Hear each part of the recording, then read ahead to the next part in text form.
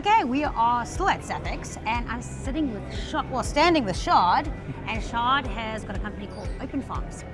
And we're going to talk a little bit more about this industry and just kind of talk about the industry at hand and what you're doing, and a little bit of an understanding, helping other people understand what is going on in this industry and what are your thoughts?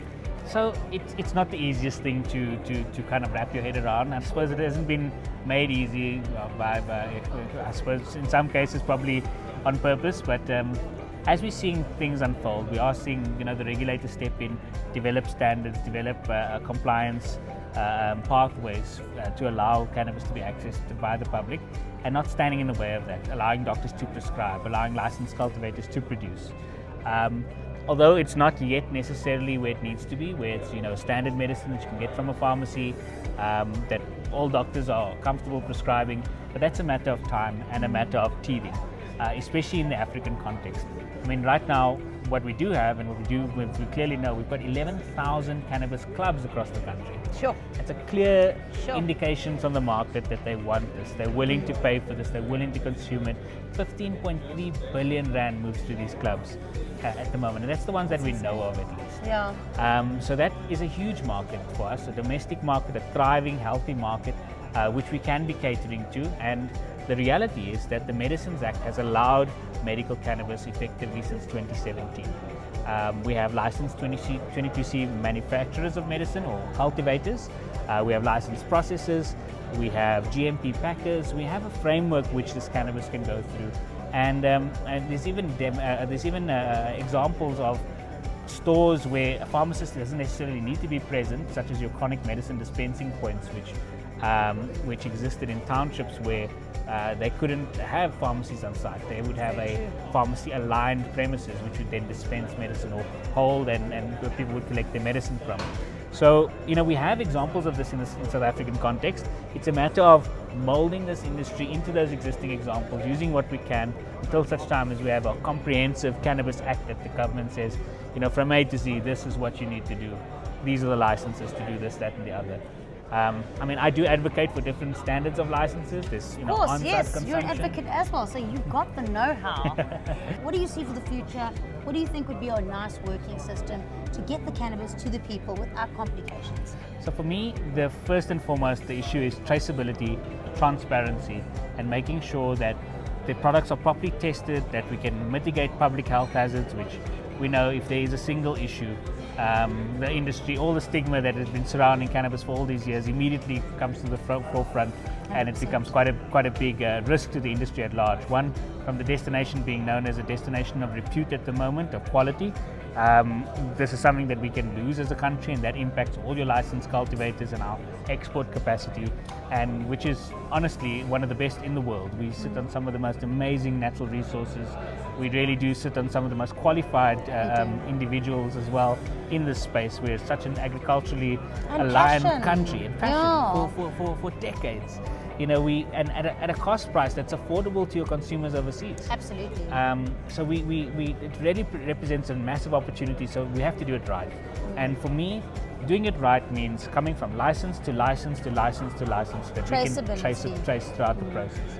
And that's exactly what we try to do at OpenPharms.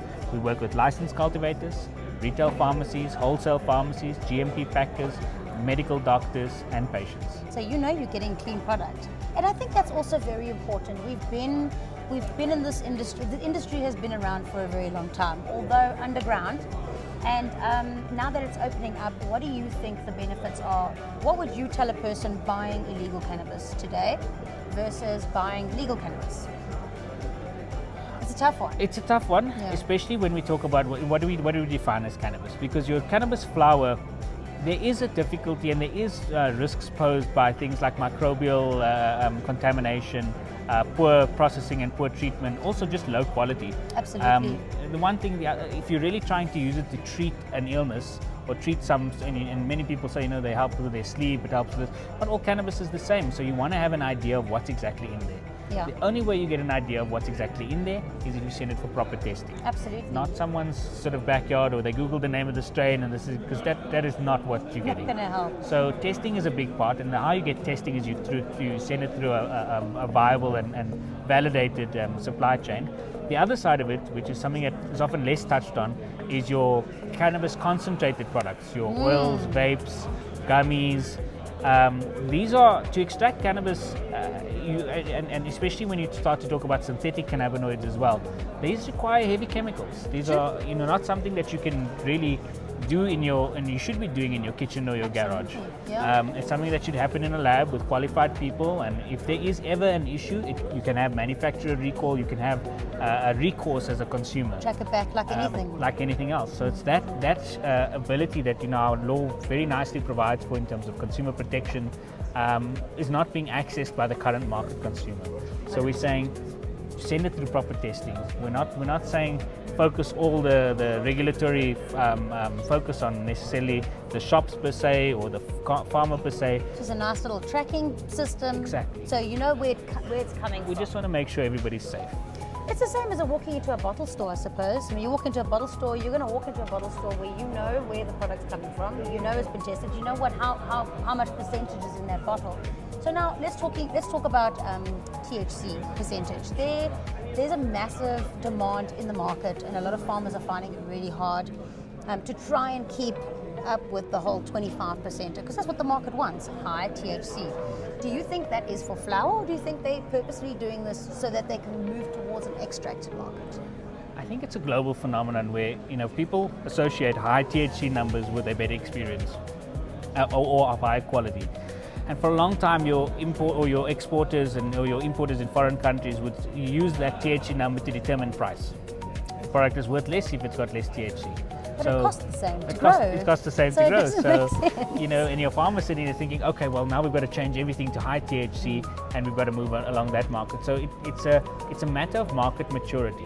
Now we're starting to see foreign markets, especially in Germany, where that was a very big focus. The highest THC possible is what's sold for the most.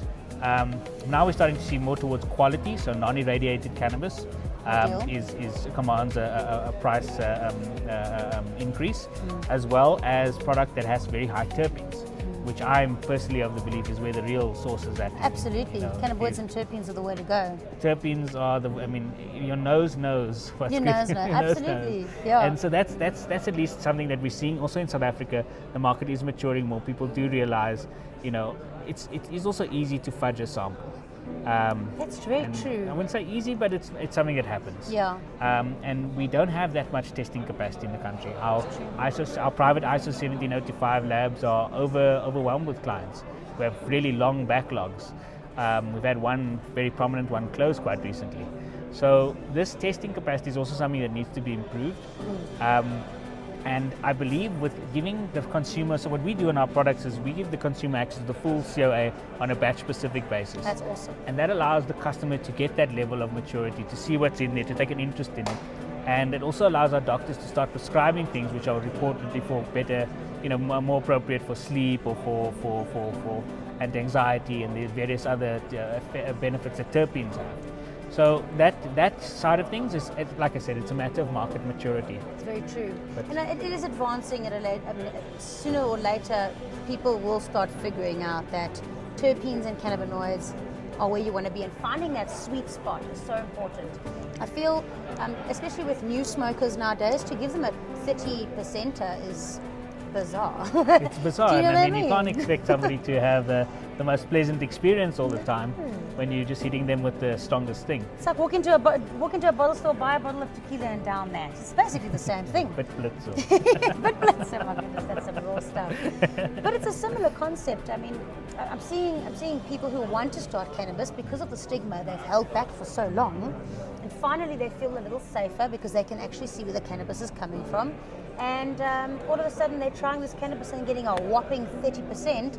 That's a very scary first-time experience, and Absolutely. especially for the elder community who are looking Absolutely. to find a product that they can slowly work their way into, their bodies can slowly take on as well, and not just, again, whack Granny into the back room and let her sit there for 25 hours. Exactly. You know? Perfect. But the other side of it is that, there is a balancing exercise we have to do. Like, for instance, the market had a lot of CBD products quite some time ago, Yeah. which were 100% CBD, but they did nothing.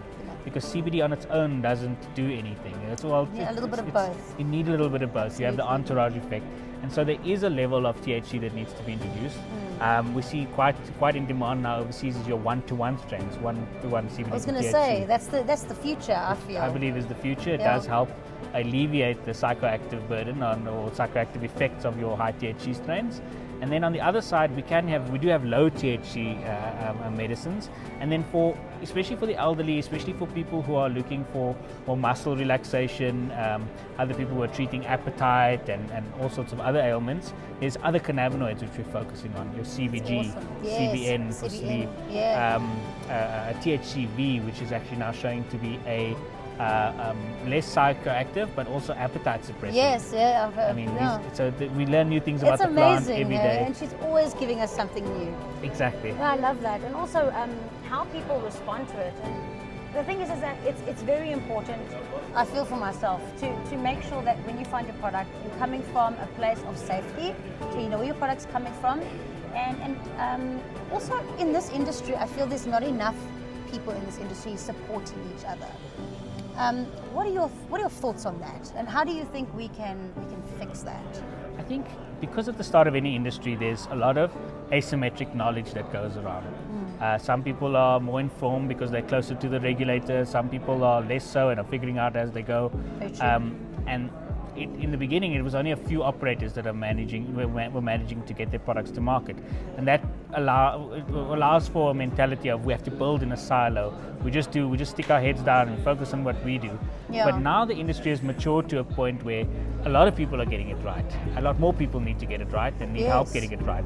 So we're saying you can't really have no man is an island, no business is an island. Absolutely. You can't have a massive industry without allowing other market participants to come to the table. So what I am very grateful to see is a lot of cultivators coming together to say we're ready to work together. Yes. We've managed to secure our boat. We plugged as many leaks as we could, and now let's start to sail as a fleet.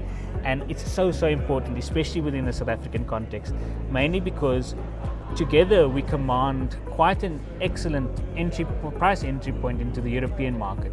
But if we are fragmented and everybody cuts their own deals, 100%. We all suffer. we all suffer. Absolutely.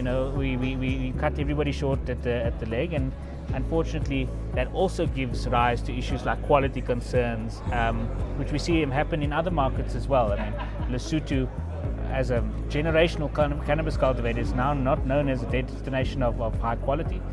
Thailand as well. So it's about maintaining togetherness, maintaining unity, maintaining price, and maintaining an ability to collectively solve problems and to make representations collectively to the regulator, to the public, to farmers, to say And fix it bit by bit. bit by bit. Bit by bit. How you eat an elephant, eh? I've never eaten one, but I'm sure that's how you do it. And then let's touch on some touchy subjects. Let's talk about the illegal market. Illegal dispensaries that are currently going at the moment, because obviously you're legal, you're running through all the right loops and holes and doing all the hoo-has. Now let's talk about how are these dispensaries getting product, because that fascinates me. They're not going to really tell you if you ask them. No, they So- won't. But let's talk in theory here. So, I mean, not in theory, we know that there's, the amount of dispensaries that we know of already is 11,000 cannabis clubs. How this came about was an understanding of the cannabis for private purposes, the right to privacy. First, in the Prince case, where the government said that, the court said that what you do in your private capacity is your business, in the long and short of it. So you could grow as much as you want in your own house, obviously not with the intention of selling and reselling or distributing to other people, unless it's completely without compensation, consideration, gift, favor, benefit, reward. That wasn't the case, but that has now been where we're at with your Cannabis for Private Purposes Act. That's an act that's come to the fore, and we've got regulations under that act, but that act does not deal with commercialization. It doesn't deal with buying and selling. And so, as much as it is a thorny topic to talk about, because we have 11,000, We do have to make note that there's two sides to the story. One is we have an excellent opportunity with existing operators, 100%. which is the private sector having invested money. And if you want a thriving and viable cannabis economy by whatever date in time, you need the private sector to buy in. So this is a great opportunity for the country. How do we then get them to get the right product? Yes, because right 100%. now, I'm a big fan. I personally grew cannabis for many years. I respect the work of craft cultivators. It is also where you get these amazing genetics from, and it's such a cool agricultural activity to do on your own. It's a really great one. But there are public health hazards. Yeah. You know, we have operators who are not as scrupulous as they should be. Yeah. Who try to save money here and there by cutting corners, and that's the kind of thing we have to mitigate against. We do also have a very large export market, which we have licensed cultivators that are able to participate in, and those cultivators can also send their product locally. It is exclusionary, yes. Section 22C is very expensive to obtain. You need to lay a lot of capital. Even accessing a pharmacy, you need to pay a pharmacist. You need to have a site accredited with SAPC. You've got to have a WINE number. It's a high barrier to entry. And that being said, we can't solve all the problems, but we can start there. We can start there, and we can lobby government to say, a little lighter example. Can we have pharmaceutically aligned businesses? Can we have, and there's an example of it, which is your chronic medicine dispensing point. In townships, they couldn't put pharmacies down, so effectively you have a pharmacy-linked business where it is the chronic medicine that's being dispensed to the patient at a collection point, which is easier and makes it more accessible to that patient. Yeah, 100%. So we have an example of that. Why are we not able to achieve that exact same thing in the cannabis industry? I agree. So that's really what we'd be lobbying for. I think, sharing the love, sharing cannabis is great, and we've been doing it for years. It hasn't really made a dent until people wanted to start capitalizing on it and controlling it. Then all of a sudden it became a big hoo-ha, But I think what I would like to see, what would be nice to see in these dispensaries in the future is, I feel personally, link the farm, because people want to see. People follow these farms on Instagram, they follow them on Facebook, they watch them. Take it even a step back. Link the breeder. Link the breeder. In America, in the UK, in Germany, let everyone get the known. public knows the breeders. They know Wizard Trees, Doja, all these amazing big US breeders, and they know that anything that's coming from those breeding houses is good quality, or they trust that brand. And yes, then to add the layer on top of that, the farm. I mean, not all farms. In fact, I don't think two farms are the same. I have never been to two farms that are exactly the same. And but that's the beauty of it. That is the beauty of it. So you know that if there's one farm that's really waxing it every time, they've got excellent protocols in place. They've got their terps just come out different. Their terps, like because of the temperature. And exactly. That's fascinating for me, and Absolutely. I hate to block in like that, but I get excited because, if I look at a few farms, I'm not going to mention them because I don't even know if I'm allowed to, but there's a few farms that I'd love to be able to go in and go, I want to try their flower, and I want to try it with that flower. I want to try these 3 farms' flower because I've seen it. I'm following a journey with them. And the same applies to the breeder. I think the breeder spends all that time and effort, and they made a very good point there. The breeder spends a lot of time and effort breeding these beautiful genetics, and then they kind of just get lost. Well, they get their non-proliferation agreements are not always stuck to. Yeah. So those are some of the industry issues. But that being said, when you're working with credible operators and reputable operators who are they focus on transparency and focus on traceability along their supply chain. That is where you can see real economic growth, because the benefits can go back all the way to the individuals who either have grown the strains, they've got intellectual property there that they can capitalize on, they've got agreements where they can send these products around. We can also avoid things like your hop-latent viroid disease and some of the other things that actually end up in these genetics. And it's now taken over all these farms. So these poor farms, so many farms are suffering because of it, and that's because we're bringing in genetics under the loop. They're not getting tested, and now that is going to be a massive capital for those farms, and it can even affect your business in the long run. So I think, yes, I agree with you. Testing, a little bit of traceability, communication, transparency, and working together can make such a big difference. And then one last question. How important is, if you have a shop, or quality of how storing your product? If you are selling to a client, it's leaving the farm in perfect condition, it's been tested, it's been agreed upon, it's SAPRA approved, that cannabis is leaving, it's going to a shop or a Or dispensary or GMP something. packer, in which case what How we do is important. we heat seal. That's part of the packaging. The standard operating procedures. It must be heat sealed. It never touches air until the patient opens it. I It's agree. as part of a normal sort of individual quality maintenance protocol, is storing it in airtight jars away from sunlight. For oxidization. For oxidization in cool environments. You know, it doesn't have to be cold. It doesn't have to be Just room right. temperature. Yeah. You know, those are just standard protocols. In pharmacies, we don't have like how some of these smoke shops run with these big jars of weed. That In see-through people- glasses. In see-through They're glasses. that touching it people with their hands. with their I don't hands understand and all that. sorts of things like Very- that. Like no. You know? You know, that may be how things used to happen, but it doesn't need to happen like that anymore. Exactly. We can set a standard, and so what we do is the patient never actually sees the cannabis in the pharmacy, like they don't get to see the Ritalin before they buy it. You know, Let me see that Ritalin before I buy it. I need to just give it a smell. That's true. So, like any other medicine, Yeah. it can come out quite cleanly like that. And the issue around quality is what happens in a cannabis club if you get bad quality. You Yeah, go what back do you to do? the club. It's a good point. I mean, I think You they've go got back no to the club. obligation to refund you. I suppose they would if they, somewhat consumer-focused operators. But there is no real recall.